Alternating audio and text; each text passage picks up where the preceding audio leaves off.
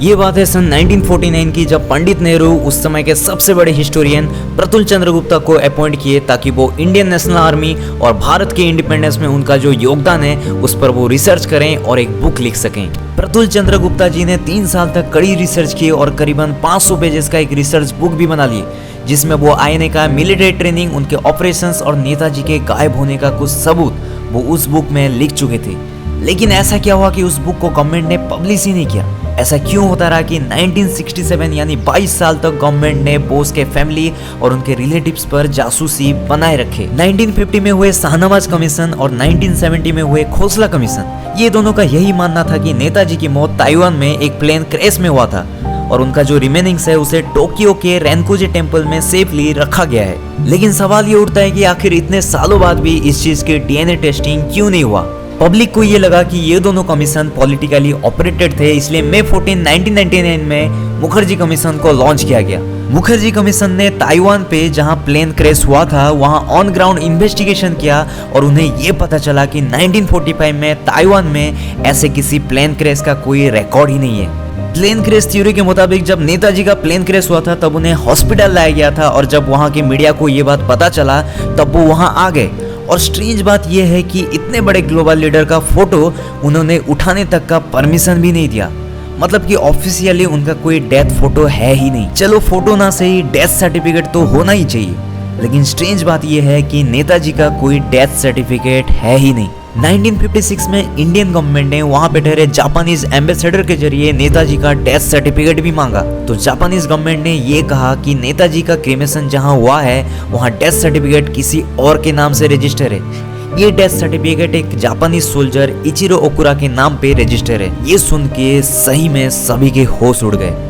और इस हिसाब से देखा जाए तो मुखर्जी कमीशन का इन्वेस्टिगेशन बिल्कुल सही था। इन्वेस्टिगेशन के मुताबिक ये भी सुनने में आया कि बोस वहां से रूस चले गए और जब नेताजी से जुड़े फाइल डीक्लासिफाई हुए, ये फाइल आप नेशनल आर्chives ऑफ इंडिया के वेबसाइट में भी मिल जाएंगे, आप पढ़ सकते हैं, मैं डिस्क्रिप्शन में इसका लिंक भी दे दूंगा। मोदी सरकार ने जब ये फाइल डीक्लासिफाई की तो उसमें से नरेंद्रनाथ सिन्कर नाम के एक जर्नलिस्ट जो मॉस्को में रहते थे उनका एक एफिडेविट मिला जो ये क्लेम करता है कि 1968 में साइबेरिया में निखिल चट्टोपाध्याय और उनकी वाइफ का मुलाकात बोस से हुआ था। नेहरू जी की बहन यानी विजयलक्ष्मी पंडित देश के आज़ादी के बाद सोवियत यूनियन की एम्बेसडर बनी और जब वो भारत आई तो एक पब्लिक मीटिंग में उन्होंने कुछ ऐसा कहा, रसिया में मैं एक ऐसे व्यक्ति से मिली जिसका नाम सुनने पर पूरा भारत 15 अगस्त 1947 की आज़ादी के अनाउंसमेंट के बाद जितना खुश हुआ था उससे भी ज़्यादा खुश हो जाएगा। लेकिन ये स्पीच के पूरा होने से पहले ही नेहरू जी ने उन्हें रोक लिया। जब फाइल डीक्लासिफाई हुआ तब उसमें से पंडित नेहरू जी का एक लेटर भी मिला। इस लेटर को नेहरू ने ब्रिटिश के प्राइम मिनिस्टर क्लीमेंट एटले को भेजे थे। इस लेटर में नेहरू एटले से कहते हैं कि डियर एटले, एक सूत्रों के मुताबिक स्टालिन ने बोस को रसिया आने की अनुमति दे दी है और जैसे कि आप जानते हैं कि रसिया ब्रिटिश अमेरिकन अलायंस का एक हिस्सा है और आप तो जानते ही हैं कि बोस एक वार क्रिमिनल है। उस हिसाब से रसिया ने आपको धोखा दिया है। जिस सुभाष चंद्र बोस ने हमारे देश की आज़ादी के लिए इतने संघर्ष किए और इतने सपने देखे, उन्हें वार क्रिमिनल कहकर संबोधित करना और इससे भड़काऊ लेटर लिखना भारत के पहले प्राइम मिनिस्टर नेहरू जी को शोभा नहीं देता है। बोस को कभी सियासती लालच था ही नहीं। बात है जुलाई 1920 की, बोस लंदन में थे और जिस आईसीएस की पढ़ाई को अंग्रेज 2 साल लगा देते थे उसे बोस सिर्फ 7 महीने पढ़कर उस आईसीएस के एग्जाम को क्लियर कर दिए और वो भी उनका रैंक आया 4th। वो चाहते तो ऐश की जिंदगी जी सकते थे, लेकिन उन्होंने देश की आज़ादी को ही अपना लक्ष्य समझा।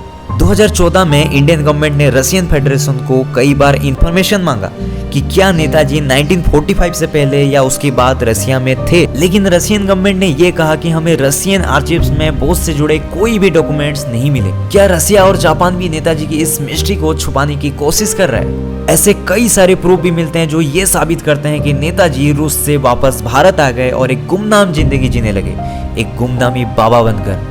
गुमनामी बाबा और नेताजी का जन्मदिन एक ही दिन पर है। उनके हैंडराइटिंग्स भी पूरी तरह से मैच होते हैं। गुमनामी बाबा के बक्से में से मिला हुआ नेताजी का सामान, वो चिट्ठी, वो किताबें, लेकिन आज भी ये एक मिस्ट्री बनकर रह गया है।